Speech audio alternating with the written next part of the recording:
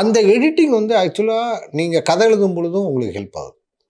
ஏன்னா இந்த மொமெண்ட்டே இல்லை, இந்த ஷாட்லேருந்து இன்னொரு ஷாட்டுக்கு போக முடியாது. இப்போ 2 பேர் ஒரு சீன் எழுதுகிறோன்னா ரேண்டமாலாம் எழுதிட்டு போக முடியாது. நமக்குள்ளே இருக்கணும், இல்லைன்னா வெளியில் யாராவது இருக்காங்கன்னா அங்கே போகணும், இல்லை ஒரு பொருளுக்காவது போகணும், இல்லை ஒரு சத்தத்துக்கு போகணும்.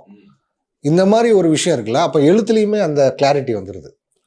ஸோ அதனால தான் எடிட்டிங் ரொம்ப முக்கியமாக படுது. ஸோ அதுக்கப்புறம் ஸ்கிரிப்ட் எழுத ஆரம்பிக்கிறேன், பிச் பண்ண ஆரம்பிக்கிறேன்.